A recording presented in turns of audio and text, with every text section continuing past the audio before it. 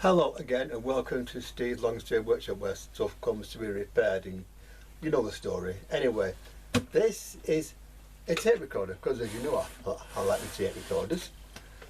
And it's a tape recorder which is a bit special. It's a Cossor, but this particular machine, I'll just put the lid off, there you are, is interesting because unlike a lot of these tape recorders of this era, this one is 2-speed, mono or stereo. This is what I had to play stereo tapes. I've got one order by the way, so when it comes I've got a machine to do that. Cossor was by this time part of Philips. This is made in Austria. It's I forget the model number, hang on. Model number is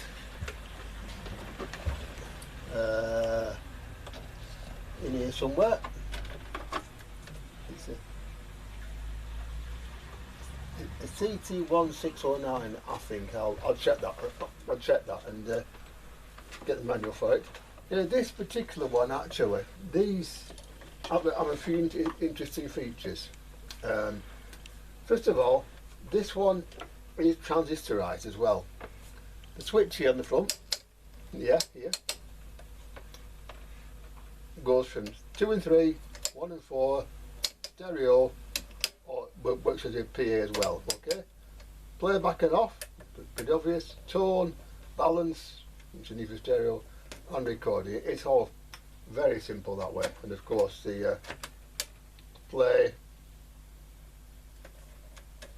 Have we stop it? No, pause I think there.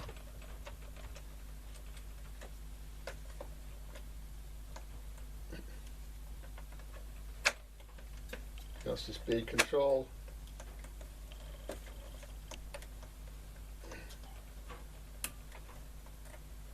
That's so, and the wine. Now, it's very stiff. That is common on these. That's nothing to worry about. One thing with these tape recorders that doesn't worry me on all of these machines, anything Philips and anything newer than this actually, is belts, because in these the belts turn to a horrible gooey stuff that you know you don't want to get all over your hands, although you invariably will. Now I know I shouldn't, but yes, I'm going to put it on. I'm in safe block here, and I'm going to find out exactly what it does for its money. This, by the way, has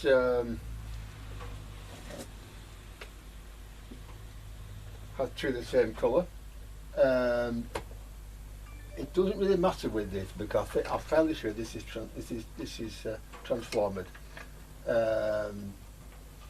Like I said, there's a lot of stuff about these other sets that people don't actually seem to don't understand, such as particularly on the radio side of it. There's no problem with the AC/DC stuff. This is AC only, but it's stuff without transformers. As long as the chassis goes to negative, that's the one thing you've got to worry about. Make sure the chassis is negative. And if you're sensible, now you don't put your fingers in the back when it's on or anything like that, you know, the things that do, then chances are it'll be all right, and you won't hurt yourself, in theory. But always check, you know. This is goes to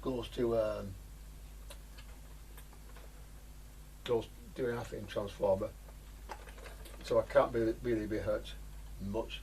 But an half-inch transformer is not a panacea by any means, and actually here,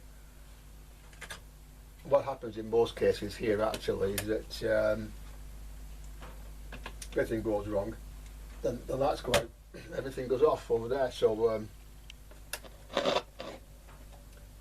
well, first of all, crackles, good sign.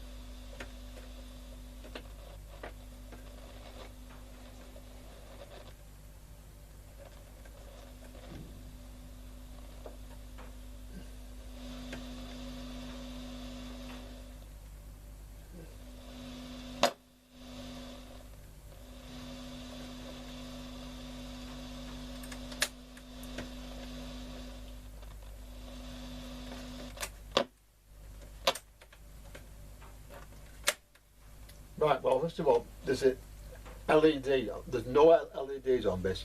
This is a neon bulb here, so that's something else which we need to be aware of.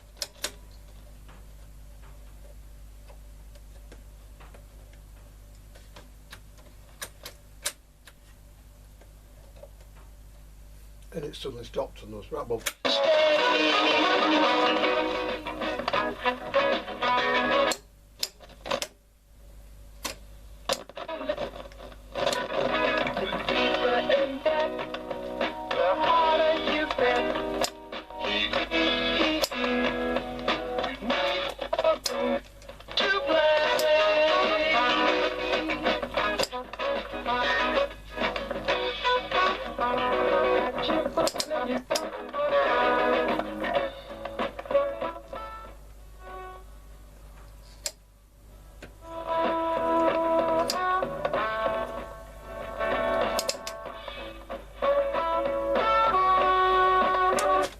Right, so that's what we're up to.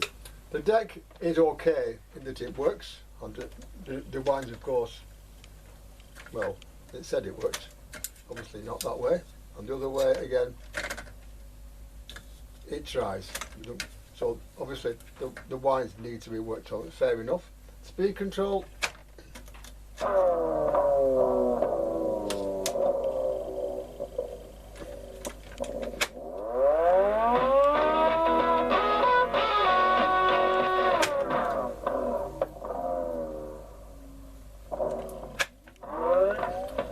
Needs to be looked at as well. Okay.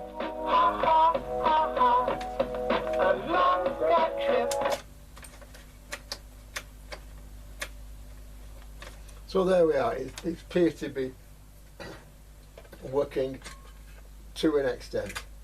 So with that in mind, I shall take the reels off, take the thing apart, and we'll have a look inside and see what's where. Now with these machines, with them being stereo machines, it does have inside it a little bit of an interesting situation, because the power supply side of it is obviously common to both. That goes without saying.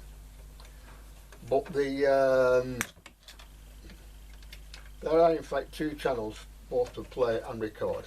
So again, that's something else which we need to be wary of as well. That doesn't come off like that, does it? Okay, never mind. Let's get this out of here. Let's get the out of here that way instead then.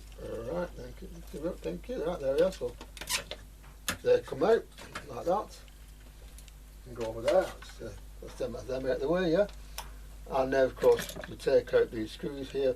The same ones you get on Philips ones at the time, of course, from Stella. These star-headed screws. If you've not got a star-headed tip screwdriver, don't worry about it. An ordinary one, not a Philips, an ordinary flat blade will do that job very, very well. So that's something else not to get too cut up about.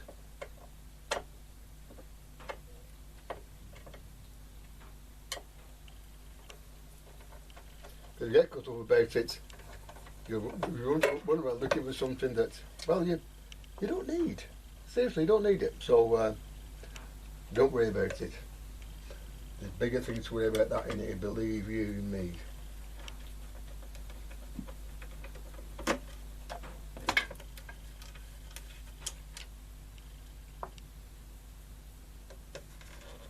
It's come off like that.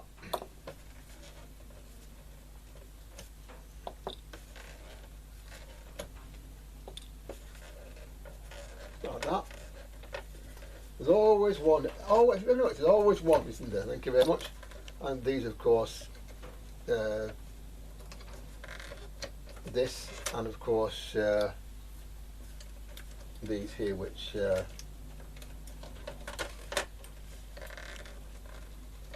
do come off, but I might have to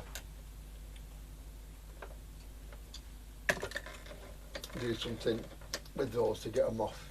This one actually comes off in two parts, so let's have a look underneath and see what. Okay, so this and this come off, and then the top comes off, and then we'll have a look at the deck and see what is going on inside here. Right, I've got the top off, and I've put these knobs back on. This one is a simple switch over here with that one, but this one over here, which I'm on camera now, this is rewind, fast forward and play as well. And when you put it back on, if you look underneath, you see there's a switch there and the spring, and that has to go inside there, you see. I just get come to point with, hang on, that'll do, yeah. That there has to go inside there, okay, it's very important. Has to go all the way inside there. If I put the light on, does that help at all? You see, so when you're putting this back on, always put that one on the inside, otherwise it won't work, okay? But it does now, but as you can see, fast forward needs attention, fast rewind needs attention, probably a belt, and but play on the does work, but it's only partially. These machines, like I said, have two amplifiers.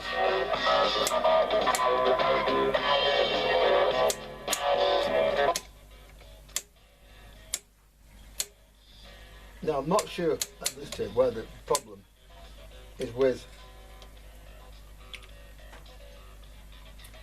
the switch here or with the amplifiers.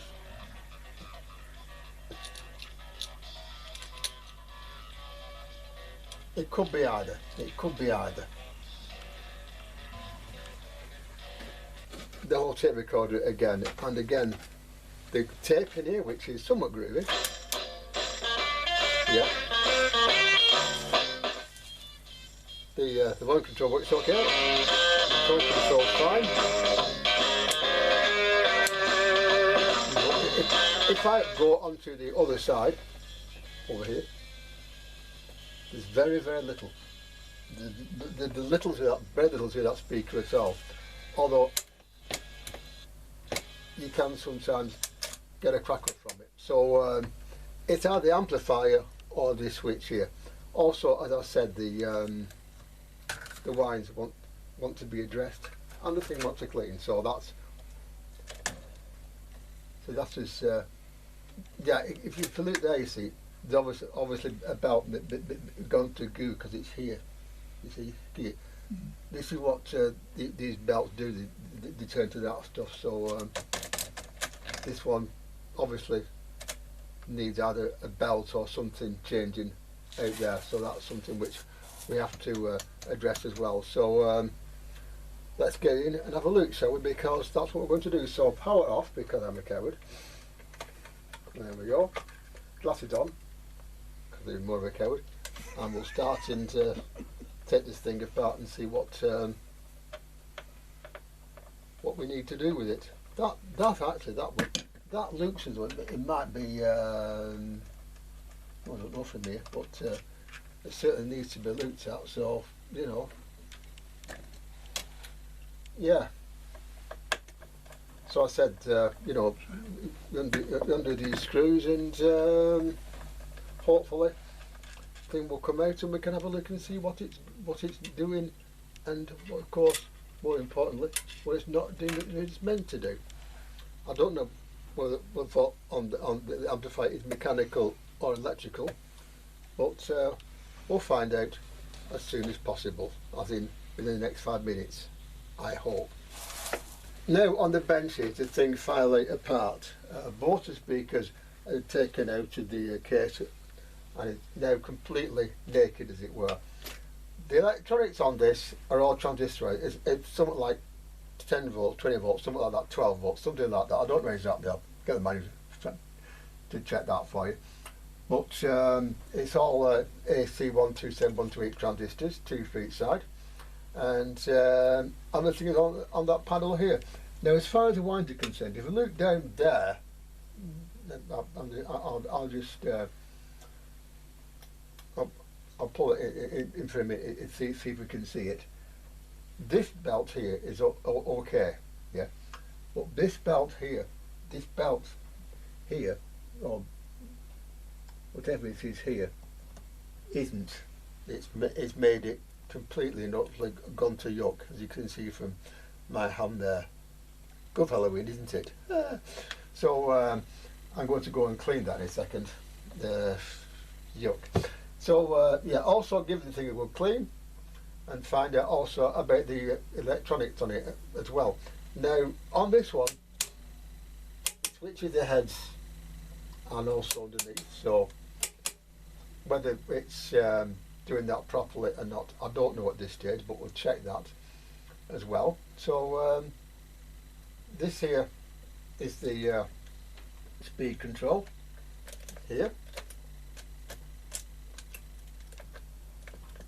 like that, yeah, which also wants to be cleaned and loosened somewhat. And also there's maxi play, whatever that is, and record on the other side there. And record obviously goes alongside with this here. It's the usual press a button and drop the play technique, which is very common, particularly on these machines. So what shall I do first? I think the deck, don't you? Yeah, I think the deck. So I'll start by giving it a damn good clean and get rid of all this stuff on the inside and find out what we can do about the switch under here. Hang on, Matt, look at that better from on top, so hang on a sec. This is the eraser for the heads here. So it went that way, like that, you see. That goes against that spring goes up, and the other way, that way goes up. And that's very sticky as well. Under here, this is completely going to move, must in it. It's on the spindle here and on here as well. So that's going to be cleaned and sorted out, and possibly put some sort of a belt on there. What I do have for that, actually, I'll try it, is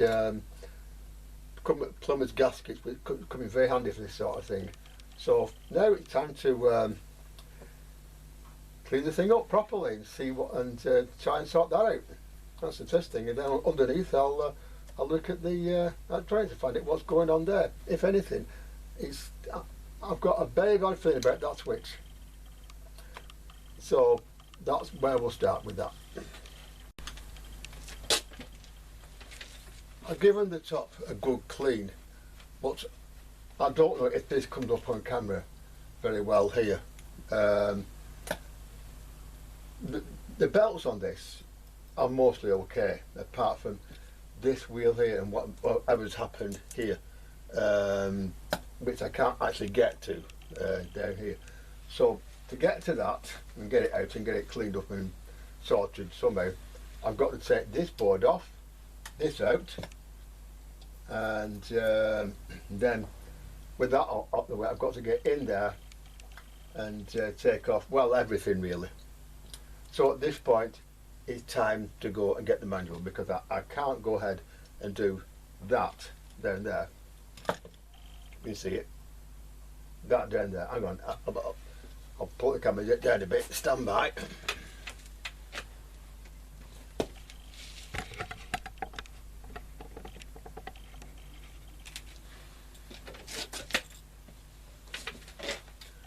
That down there, yeah, is a wheel which drives both the idlers unwind, and it's covered up with goo and frozen.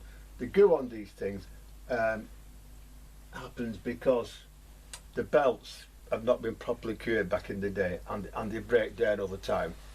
I'm sure that there's other words to describe what's going on, but that is basically what's happened, and that stuff gets literally everywhere. I mean, that's been ages with them.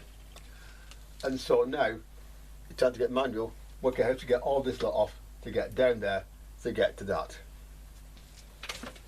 Philips tape recorder decks, or Cossor or Stella, depending on this is Cossor, but it is Philips. They're wonderful things, they really are, if you know what to do.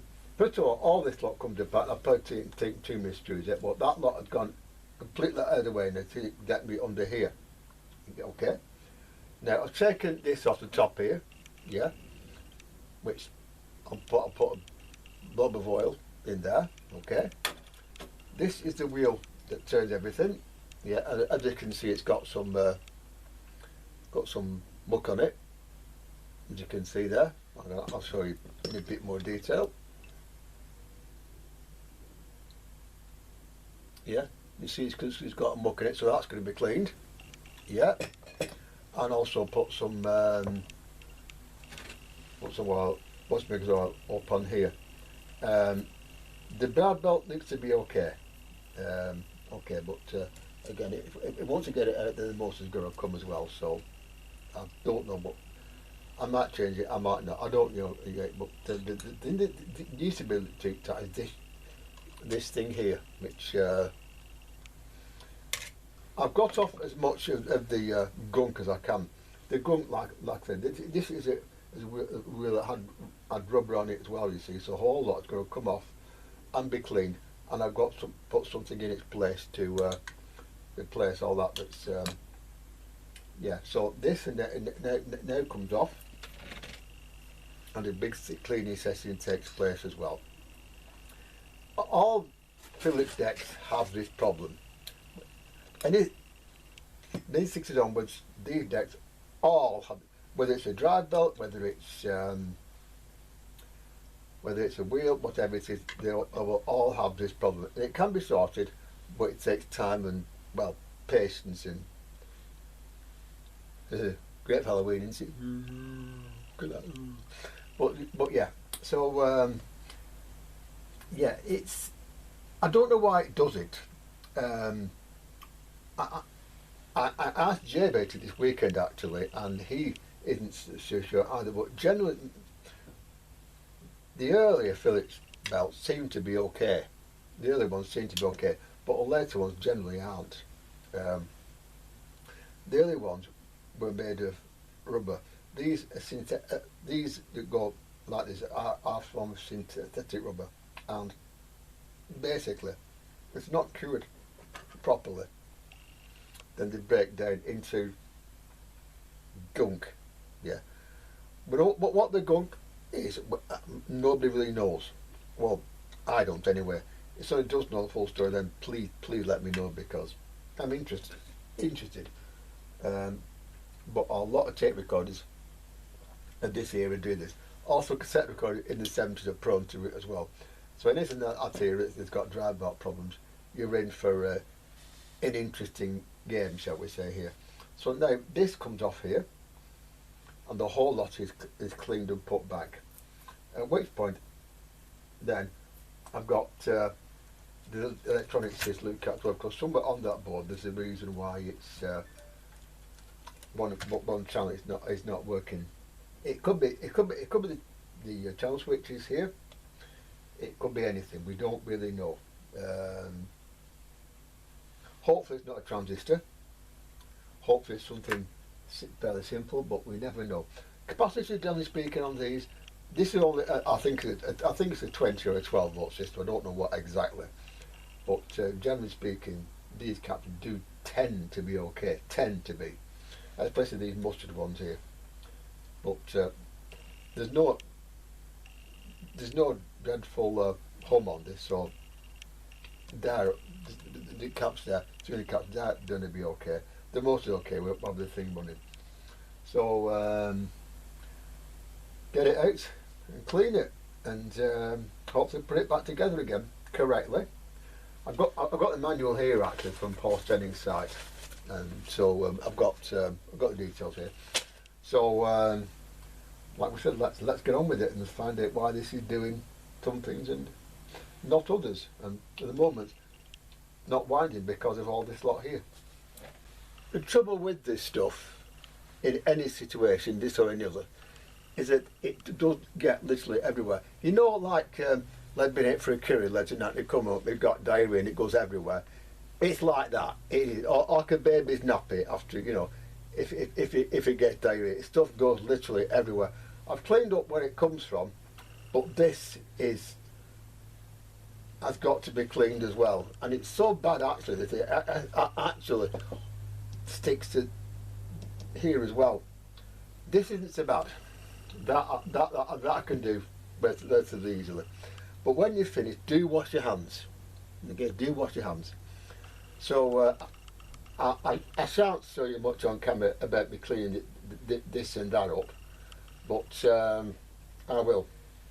And looking at this belt here, I will probably leave it. It looks to be okay, but obviously, you know, this is a problem here. So this was so gummed up, the wheels simply could not turn. Now there's initially there's rubber on these as well, which has gone to go. But what I do in this situation, like I said, I've got some of those clubber ends for parts which made it with some sort of. I usually put one of them on. That's fine. If not, well, we'll have to look and see what we can find. I've got no take on with this deck over there actually, but I reckon that is in the same state as this, so that is probably the same. But this really is one of the worst I've seen actually. But and then of course I've got to take off the two spindles because they've got it on here. So all of this has to be cleaned, well and truly cleaned, well and truly. So I will in fact go through it as much on camera as I can, but at the moment, quite frankly, I might actually put this in really hot water and see if it actually any comes out with, because that is really just yuck, you know. And it's got to be clean. It's got to go back in. So I've got to clean it basically.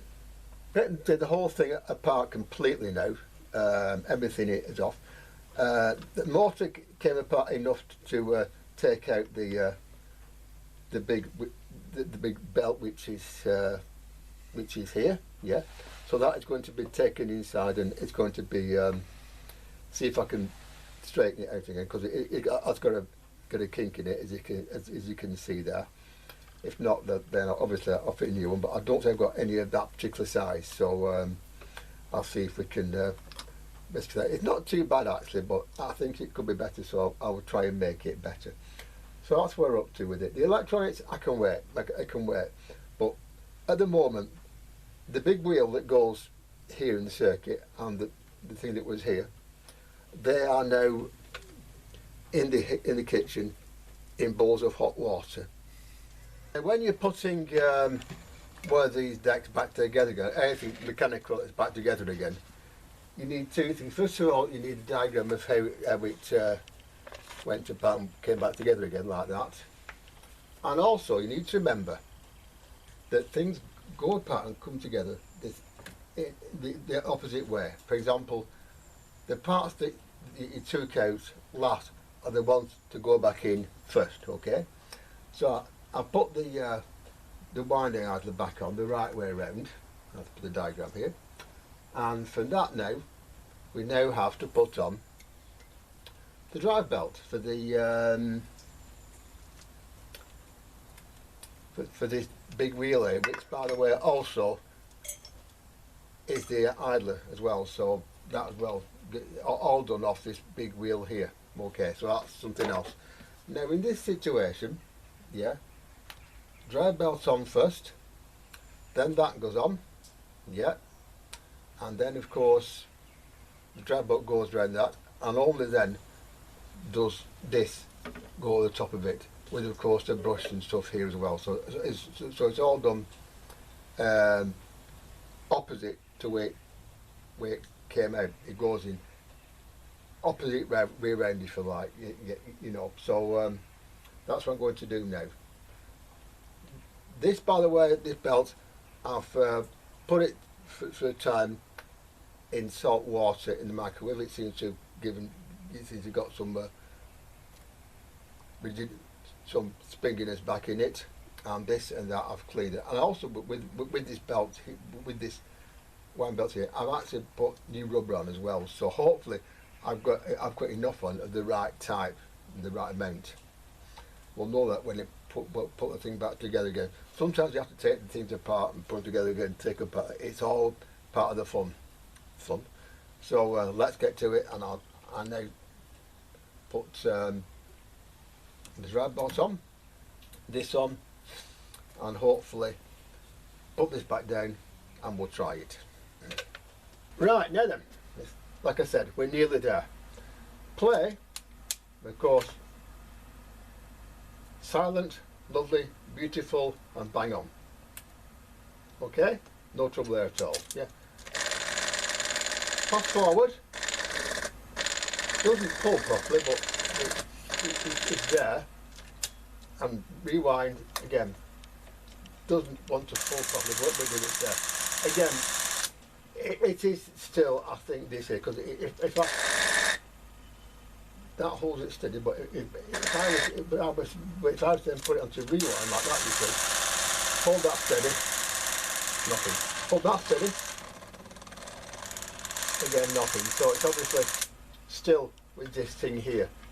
It probably wants a bit more tread on it. So what we'll do, I'll take it out again and try and put a bit more tread on it and see if that helps. That's all I can do.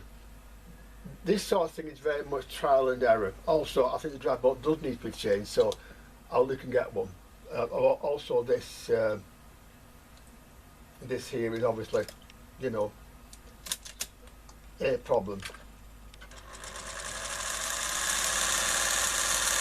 You see, that doesn't pull. No, not at the top there. This way, again, slightly more, but not enough. Now, this thing was the bottom part of it actually takes off the large wheel underneath, which is driven off the motor. That's okay. That's okay. But this unit here, again, that's okay there too. Yeah.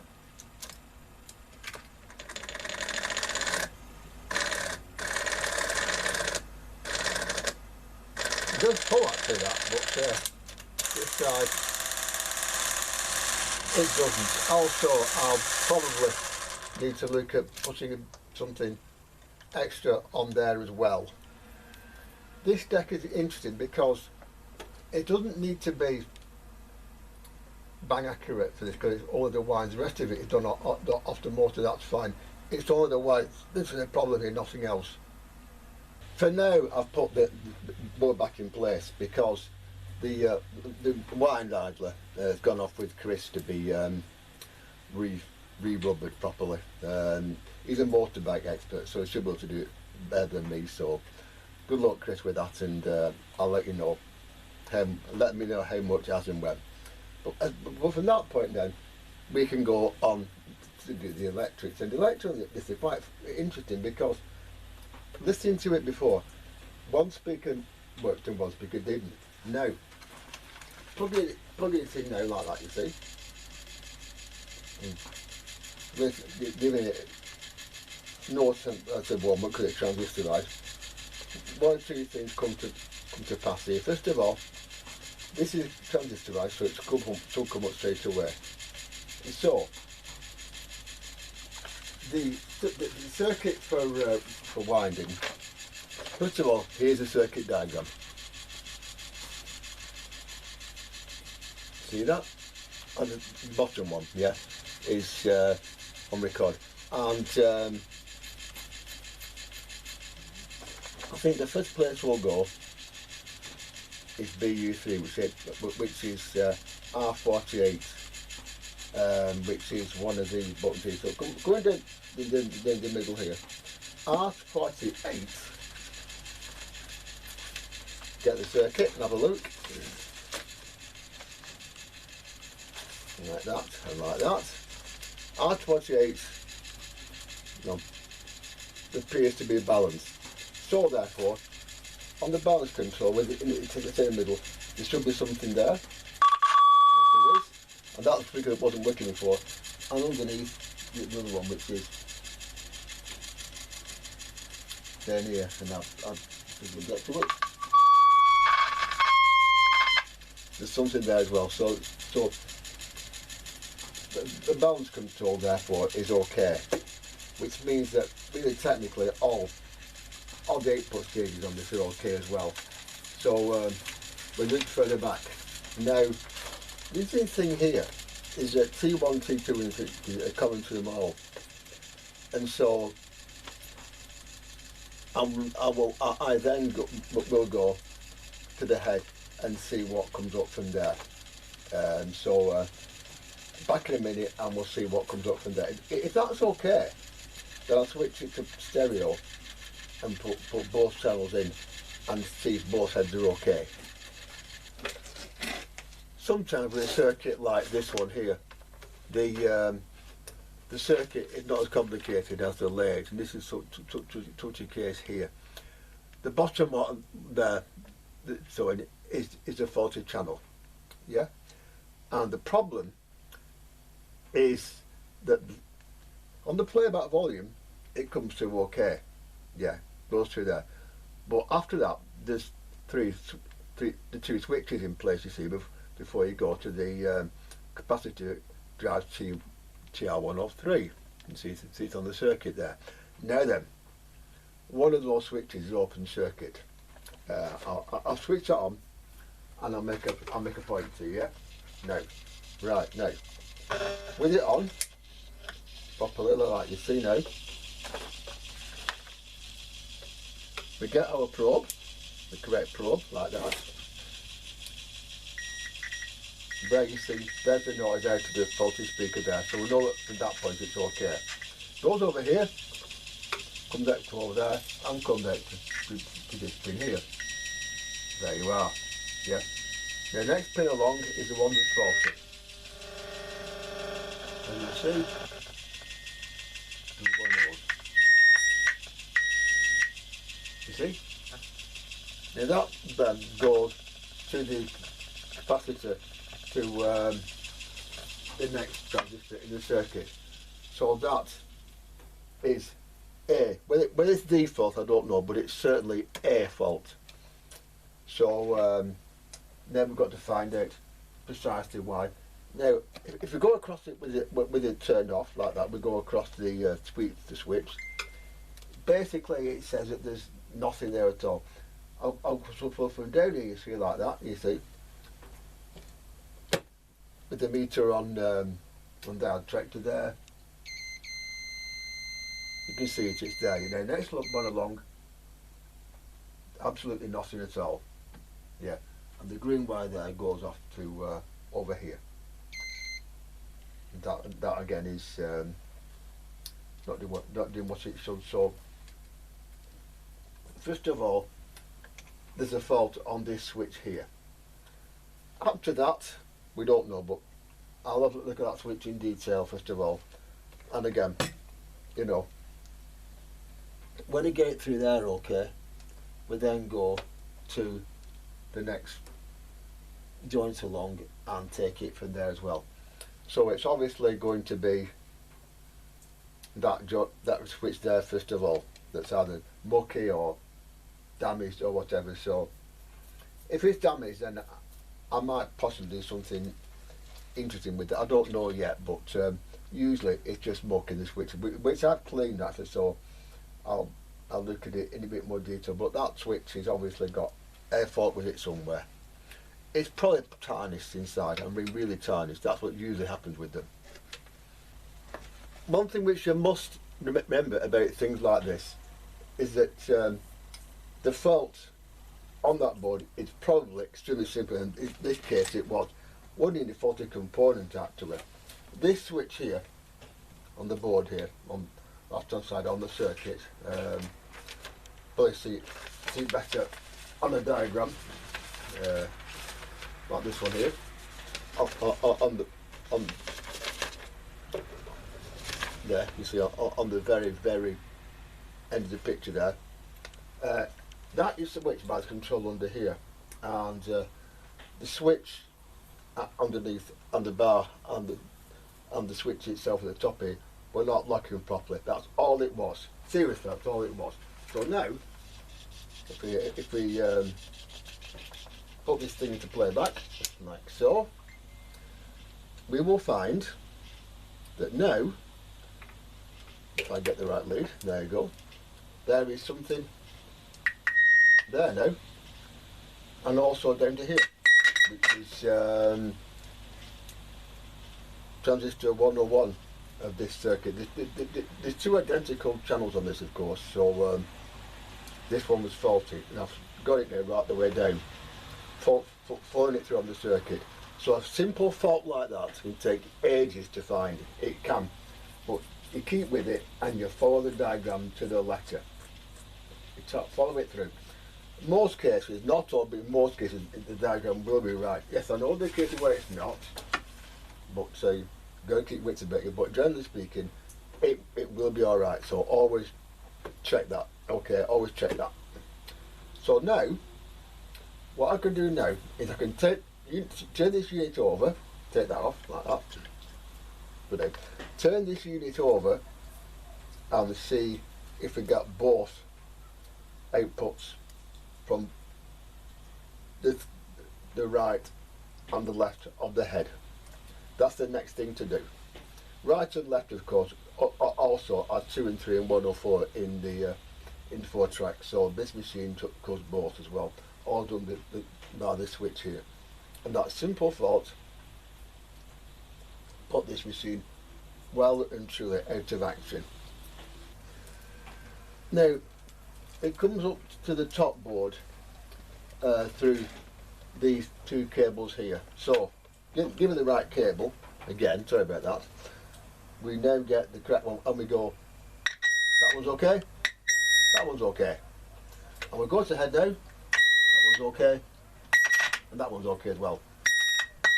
So they're both going to the head. So now we have a situation where we can try it with a tape and see what happens. So I'll get a tape and I'll come back to you and we'll see what it doesn't do. Now at this point,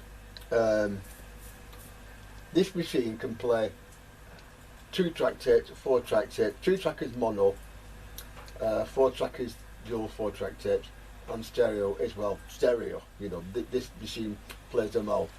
So therefore, I start this actually with a 2-track tape, because on a 2-track tape, the 1-track will be playing backwards. Now that might sound a bit silly, but we know from that, therefore, that but both tracks will be present upon the head. Now I've got a 2-track tape here as well, so I'll just get them and I'll explain to you in detail how this works. 2-track tape on the machine, and as you can hear, that's 1 and 4, and that's 2 and 3. That's marked out on the on here. Now going on to stereo, this is again doing nothing. So we've got both tracks. It appears therefore that this side is still not doing what it should. So again, I'll take that off just to make sure that we don't put any squabbles from the signal generator on the tape, and have a look and see what is going on here. So if anything, because there's better be something. So that goes up full again here, and then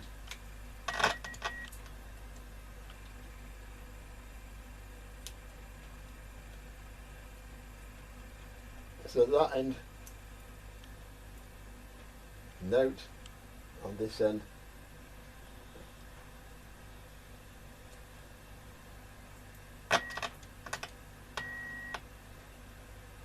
with the right cable, s'il vous plaît. With the right cable now, so get with the right cable, we should have that on there. Right, then going the other way around, like that now. Like that now. Will there be something on the other side? Yes, there will. It's there. Okay. So, therefore, it's there, but it appears to be here. But for some reason, it doesn't actually play in stereo. Now, I might have got the mono and stereo side of this wrong, I don't know. It's certainly possible. And so, what I will do therefore, is look at the circuit again very quickly and find out how it handles mono playback. Because mono playback should go to both speakers. It should go to both speakers, and obviously it doesn't. So again, there's something else up here on this unit. If switch it 2 or 3 first of all and put that in like that, you see now.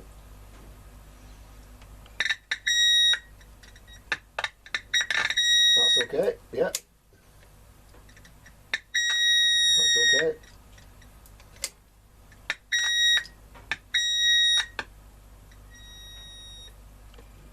And put this in the middle.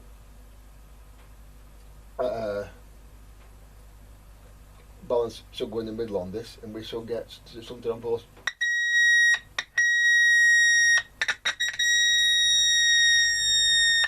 So that one is that one, okay, is that one? Is that speaker? That one is that speaker, so they're okay. Now therefore, put the tape back on now, we should get, I hope,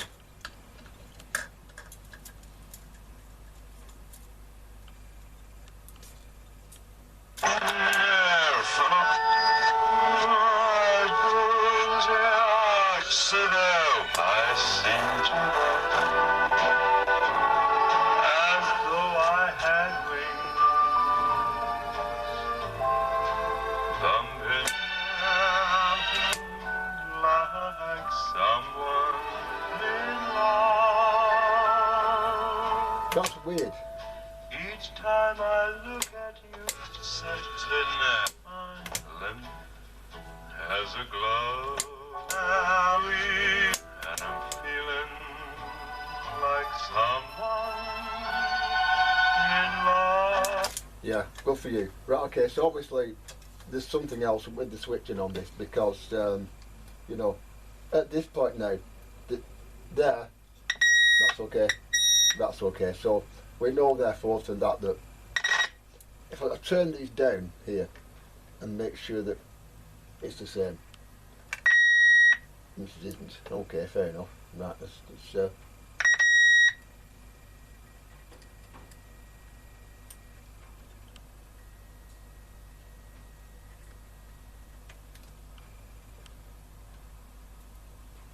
try that.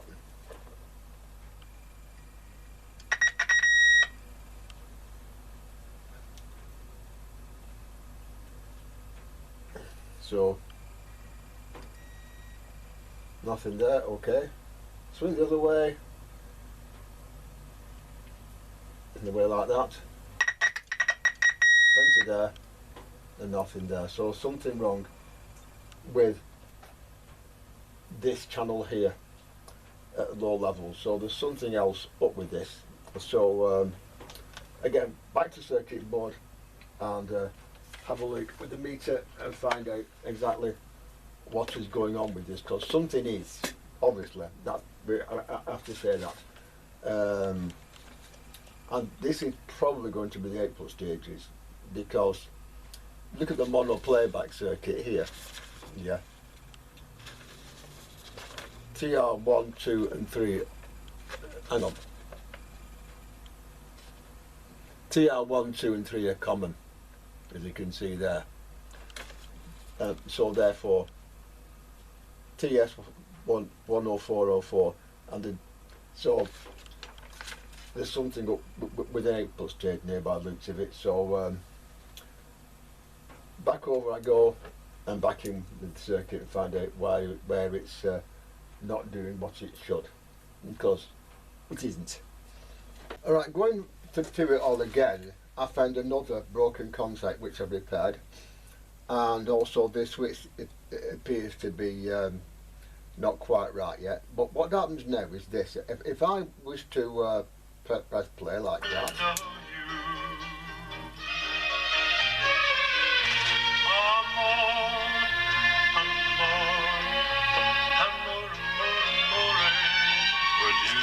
they have both channels, as you can hear, or backwards like that, okay? But switch to stereo, and still this speaker is still not doing anything on the stereo mode at all. So we're nearly there, but not quite. Sometimes mechanical faults like switches can disguise themselves as electronic ones. Which I think is what's happening here. Well, it has so far. So we'll now go and look after trying to sort out the stereo side of it. Like I said, there are 3 switches on this board here, and I think this outer one, which switches between mono and stereo, is the one that's got the problem. I think it's that. So here we go again, dear people, once more onto the beach, dear friends. And so with the volume control turned to minimum, yeah, the hot side of it, as it were, goes to 147, which is point here, as you can see, yeah. Now, when it switched to the 4-track mode, like that, it comes out on the pin next to it, which is here. You see? Yeah? That one. And of course, this one here, that's still on. It is. Now, if we go onto stereo mode, which is here, yeah, it comes out here. And not here, yeah. Just really point, by the way, about resistances. There you go. That's it. How much resistance there is? Virtually nil. So we know that switch is okay now, but there's a wire going from it, a green wire, yeah. And we trace that green wire through on the circuit here, and it leads us to 2 points. First of all, going back here like that, you see, now, and putting that to date like that, yeah. That point is disconnected from the circuit, but it's decked like that, you see. But of course, not on stereo mode, as you can see there, okay. So this wire, therefore, here goes to C110 again, and it also goes to get my glasses on. It also goes to 108 and 107 on record as well, which is down here. So I'll check for that as well and make sure it's not switching to record by mistake, because if it is, goodbye my tape there. And if not, then it's we'll go back to C110. Now we know from what we've seen, we know that the transistors and electronics on this are mostly alright. The transistors are alright because it works on both speakers now. So we know the electronics are okay. So it's switching on this machine. Ever had a part before, I either left a piece off down here, which I've put back in, or something like it that's gone back in, and there just works okay. So, and also there's a screw down here which has to go in. It's a horrible thing to get in, but it has to go back in, and it wasn't in before, so that's now back in as well. And so we now have to find out where one channel is going on the stereo mode.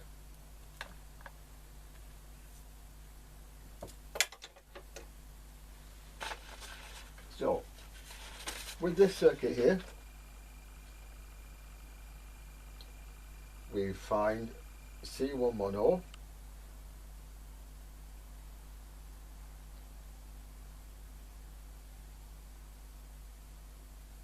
which is linked to TF103. Now TF103 is okay because it works on record and plays well, so I think that is okay, but unfortunately on stereo it's not. I think it's okay.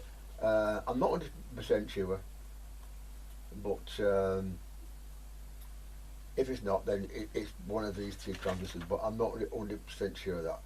And so we go for C110, which is here somewhere. Get the manual again, C110, and that, therefore, it goes from volume control hot, which is here, to somewhere like here.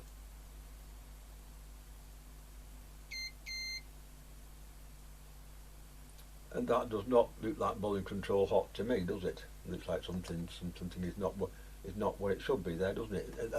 That's okay. So that's okay to there, yeah, but it's not okay to here, as you can see there. Okay, there it is, there it's not. So one wonders about that capacitor or that transistor, to be honest with you. Which means taking the board off again. Ha ha ha. Well, exactly. So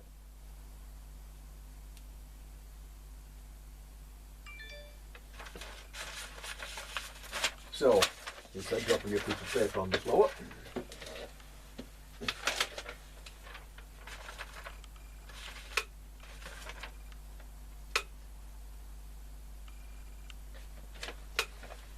and having a look at the circuits again and making sure that I'm reading this right, because it's easy not to be seen like this, it really is. Stereo playback, TO103, 102, 101 come into play. On mono playback, well,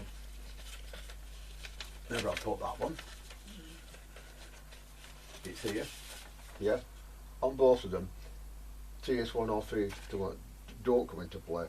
So again, we're looking at these three transistors yet again. So therefore, first thing I'm going to do is find out on the stereo side whether it's making it through or not. But that suggests to me that it's not, because that goes okay to there, but not to here. Not to here. There, yes. There, no. Let's find out about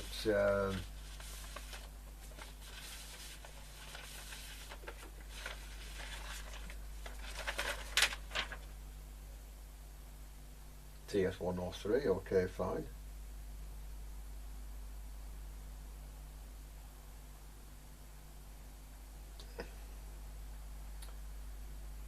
Yes, okay, fair enough, yeah. So it's okay to there, and that capacity to that transistor. So again, we're looking at those three transistors yet again. Maybe there is there's an electronic fault on this as well. I don't know, but we've got that right now. So it's now got to look at these two transistors in this lot here. Now the other end of I'll switch that into play. There we are. The other end of that, of course, is the collector, and the collector of that transistor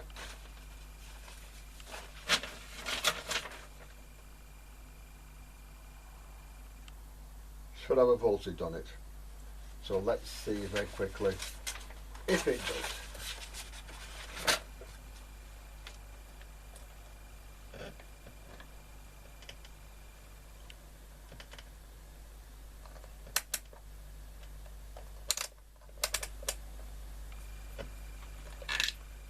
So there's something on this pin here, which there is. By the way, this is negative ground bar, positive ground, by the way. So that's why the negative is on the meter there. So that goes there. Okay, fine. Now therefore, if we go in there like that, with it switched to playback, switch to stereo playback, we still get something through this speaker here. So I'll get the signal generator back up and we'll try that. So On the 3-track machine, sorry, as a 4-track machine, that's one track.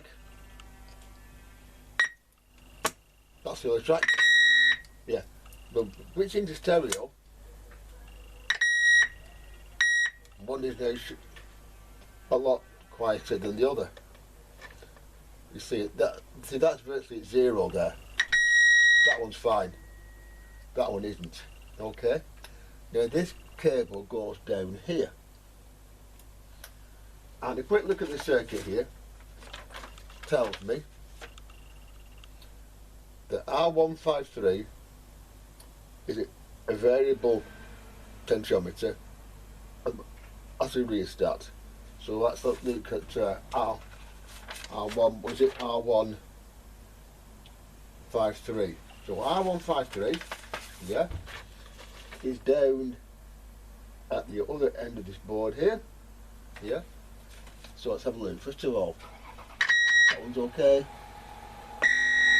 That one's okay. How interesting. Therefore we know from that that the fault is probably in the first transistor or somewhere around there. So now, power off the unit, yeah, and put the unit back on its end, so let's have a look underneath. And let's find out, first of all, exactly where this brown wire goes, shall we? Because it goes to here.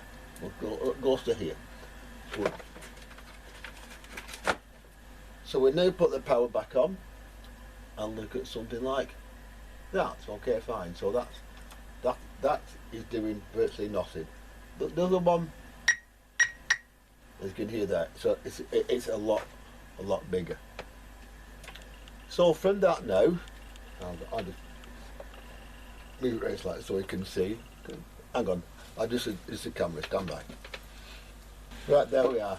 Now that brown wire goes to here, and again it's very low. The other one is fine. So we know therefore that it's okay. The brown wire goes to there. Now we know also from the pots here that right, okay. That's interesting, because this pot here appears to have a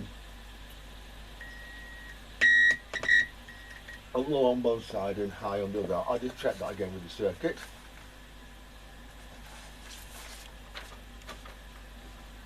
Which is this one here. And find out which side that is, shall we? Right, so one side of R153 has 2 linked together, and one side has just the 1.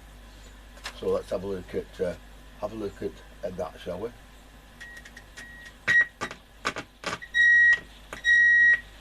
Okay, fine. Right, okay. So we know therefore that what it probably appears to be R153. Now, looking at the circuit here, I find it actually restart. And so what I might do is possibly turn it to the middle like that and see what that's like now.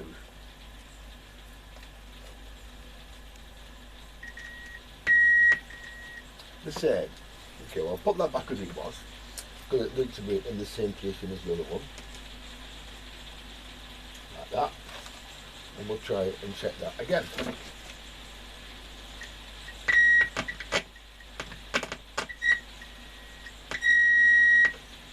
Okay. Right, so something there. Now, supposing I should short out that and see what happens. So if we put the if we short that out and see if it then decides to make a noise somewhere else, then we might get somewhere here. So again, power off for a second.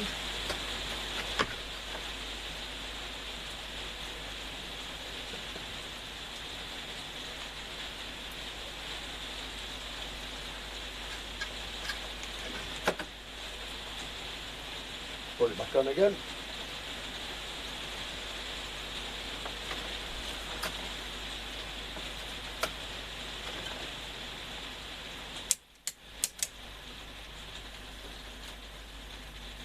It seems to have lost power now. Oh great, hang on, stand by. When this thing switches out of play, it mutes the audio of what's happened, so it is alright actually. But this is, the pot here is this one here, and actually is okay all the way around, so that's okay. So now we look at C102. C102, by the way, is just right next to it here. So it's somewhere like round here, and it's a lot lower on the other side of C102, a lot lower in fact. So that is the next place where we will look, I think. So C102 is on the other side of that, and therefore it's our C102 or the transistor TS101, which is AC107. So yeah, so C102, I'll get a 10 meg and I'll put that on the board and see if that clears. If it does, it's a good pattern. If not, then I'll look and see. I'll look and see now actually if there's any voltages on that TS101, because that might be the problem.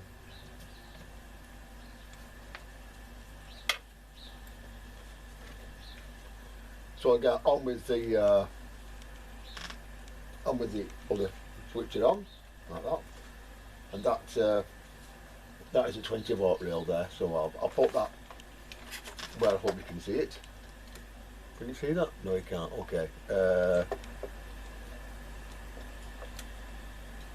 Right, hang on. I'll have to go out a bit. Hang on.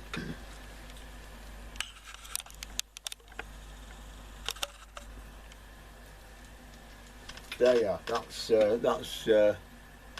so now of course we'll look at that transistor if I can find it on the circuit. Not the easiest thing to work on this, as you've probably noticed. So T101, okay.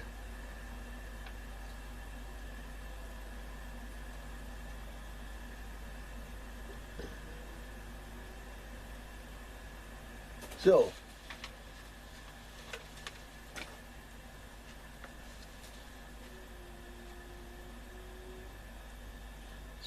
it's towards the centre of the board, and it is after there. It's probably somewhere like, I don't know. Let's find it with the this again. It's also just plenty there. That seems okay as well now, doesn't it? Don't tell me I fixed it this time.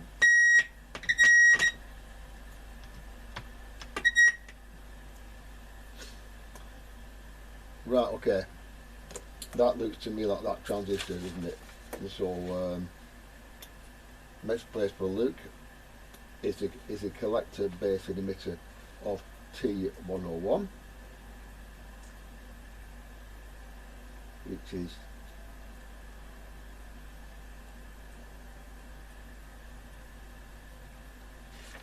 which is, hold on.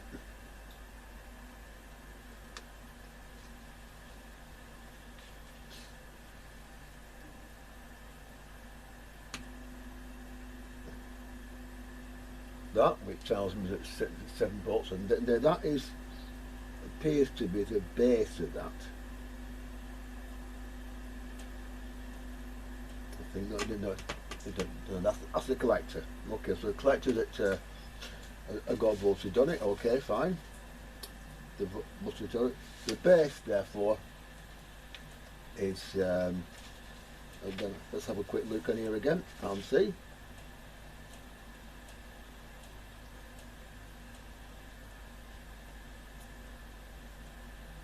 The one next to it, which is here, which is at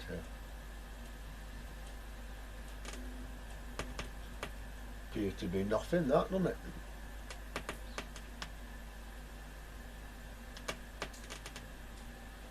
There's note on the base, the looks of that, and the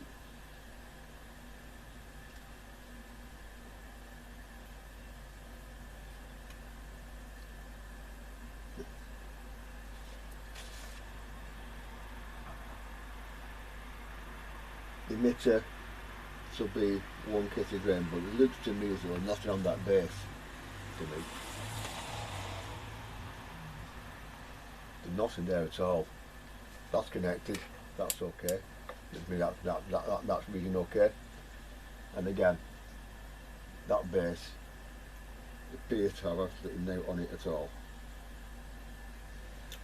Nothing. Okay, well, nothing on that base, therefore the thing will not amplify. But what we don't know at this point is whether the problem is with the transistor or the resistors around it. And the emitter is over here, somewhere like there, which also appears to have nothing on it.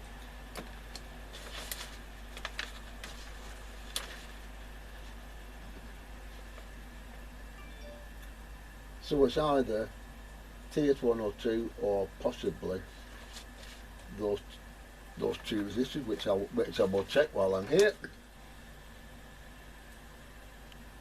22k to the base, okay, and that's R110 and R112.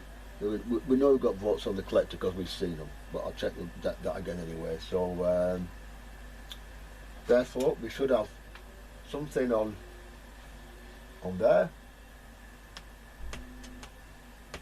which we do. Nothing on there, okay, fine.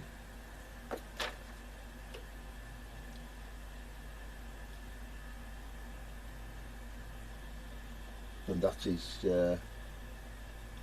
R110.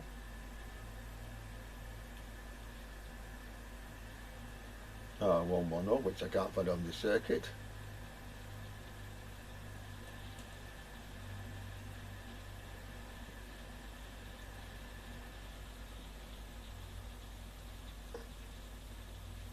I cannot find on this circuit here, this diagram.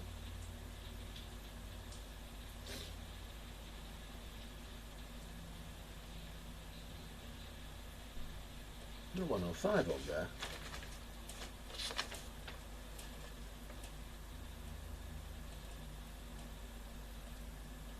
An R110 and R111 on here.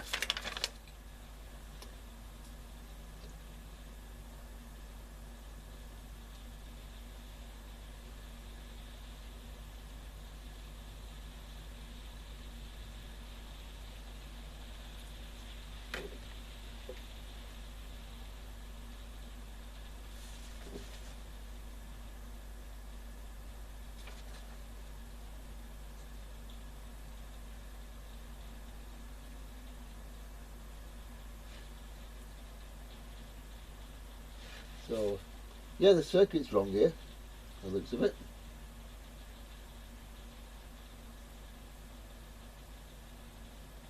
Base goes to there. R104 and R105. Okay, R104 and R105.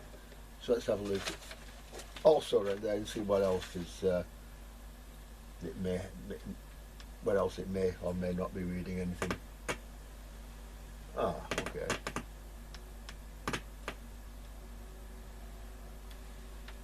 Get the right probe, it does help.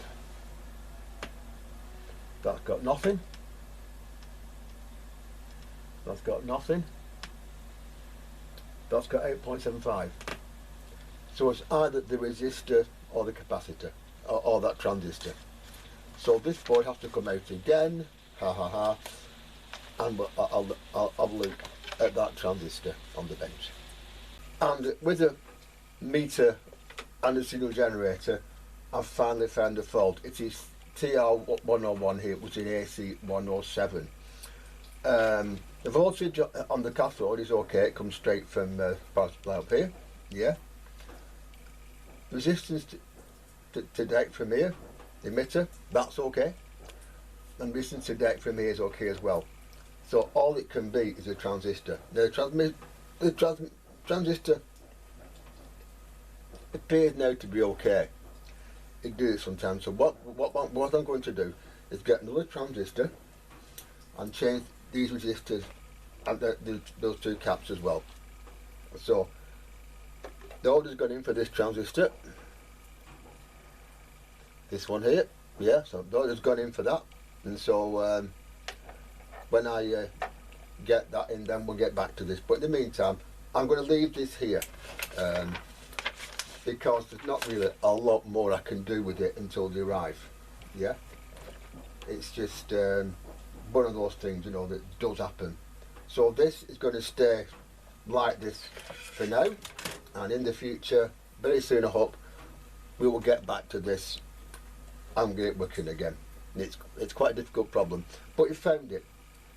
This is the problem that puts it out of action in the first place, and also by then hopefully we might have the wind idler back as well, which goes down here, which is another problem it's got.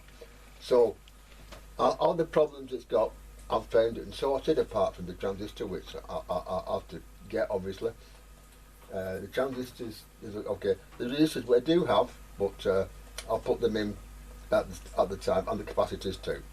So that one stage was the problem all along. So until then, take care. God bless everyone, and I shall back on this soon. Until then, take care. And from Steve's Long Stay Workshop, this is going to be a long stay, and so I'll see you soon. So bye bye.